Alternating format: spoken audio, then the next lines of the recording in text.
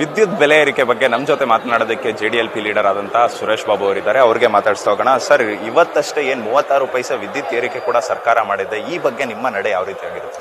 ಇದೊಂದು ಈ ಸರ್ಕಾರ ಎಲ್ಲಾ ಇಲಾಖೆಗಳಲ್ಲೂ ಕೂಡ ತೆರಿಗೆನ ಹೆಚ್ಚು ಮಾಡ್ತಾ ಇದ್ದಾರೆ. ಇವ್ರಿಗೆ ಬೊಕ್ಕಸದಲ್ಲಿ ಹಣ ಇಲ್ಲ. ಇವ್ರೇನ್ ಗ್ಯಾರಂಟಿಗಳಿಗೆ ಕೊಡ್ತಾ ಇರ್ತಕ್ಕಂಥ ಹಣನ ಅದನ್ನ ಸಮತೋಲನ ಮಾಡಲಿಕ್ಕೆ, ಅದನ್ನ ನಿಭಾಯಿಸ್ಕೊಳ್ಳಿಕ್ಕೋಸ್ಕರ ಇವರು ಬೇರೆ ಬೇರೆ ಇಲಾಖೆಯಲ್ಲಿ ಜನಗಳ ಮೇಲೆ ಹೊರೆ ಹೊರಿಸ್ತಕ್ಕಂಥ ಕೆಲಸಕ್ಕೆ ಹೊರಟಿದ್ದಾರೆ. ಸದನ ಮುಗಿದ ತಕ್ಷಣ ಇವ್ರು ಮಾಡ್ತಕ್ಕಂಥದ್ದು ಅದೇನೇ. ಇದು ನಮಗಿತ್ತು ಇದು ಅನುಮಾನ.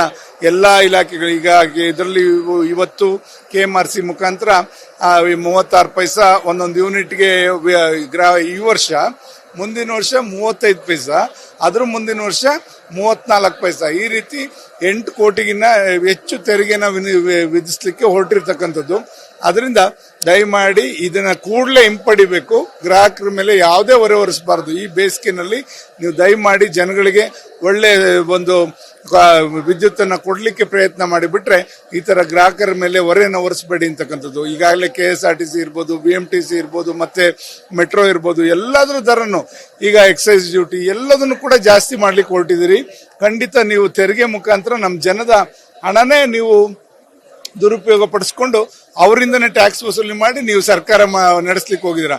ನಿಮ್ಮಲ್ಲಿ ಎಲ್ಲಿ ಸರ್ಕಾರದಲ್ಲಿ ಸೋರಿಕೆ ಆಗ್ತಾ ಇದೆ ಅದ್ರ ಕಡೆ ಗಮನ ಹರಿಸ್ತಾ ಇಲ್ಲ. ನಿಮ್ಗೆ ಉದಾಹರಣೆ ಒಂದೇ ಹೇಳ್ತೇನೆ.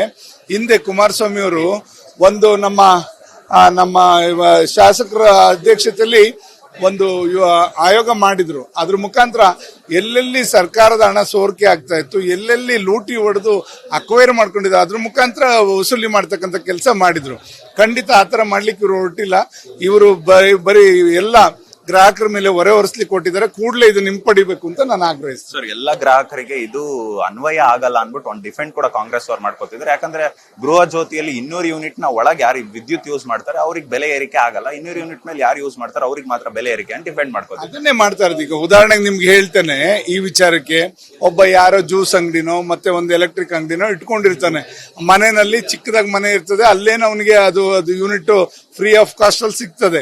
ನಂತರ ಅವನು ಹೋಗಲ್ಲಿ ಗ್ರಾಹಕರಾಗಿ ಅವನು ಜ್ಯೂಸ್ ಅಂಗಡಿನ ಇಟ್ಕೊಂಡಾಗ ಅಲ್ಲಿ ಆನ್ ಮಾಡಿದ್ರೆ ಪ್ರತಿ ಯೂನಿಟ್ಗೆ ಅವ್ನಿಗೆ ಇಲ್ಲಿ ಹೊರೆ ಬೀಳ್ತಾ ಇರುತ್ತೆ.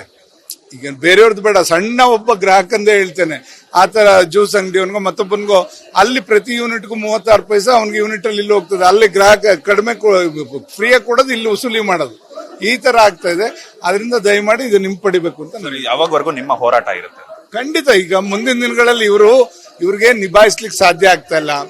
ಆರ್ಥಿಕ ಸುಧಾರಣೆ ತರಲಿಕ್ಕೆ ಸಾಧ್ಯ ಆಗ್ತಾ ಇಲ್ಲ.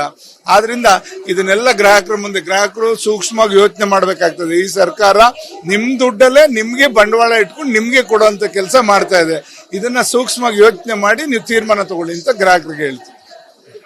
ಇದಾಗಿತ್ತು JDLP ಲೀಡರ್ ಆದಂತ ಸುರೇಶ್ ಬಾಬು ಅವರ ಮಾತುಗಳು. ಕ್ಯಾಮರಾ ಪರ್ಸನ್ ಕಿರಣ್ ಜೊತೆ ಓಂ ವಿವೇಕ್, ಆದಿತ್ಯ ಕಾರ್ಲೇಕರ್, ಅಶ್ವವೇಗ ನ್ಯೂಸ್, ಬೆಂಗಳೂರು.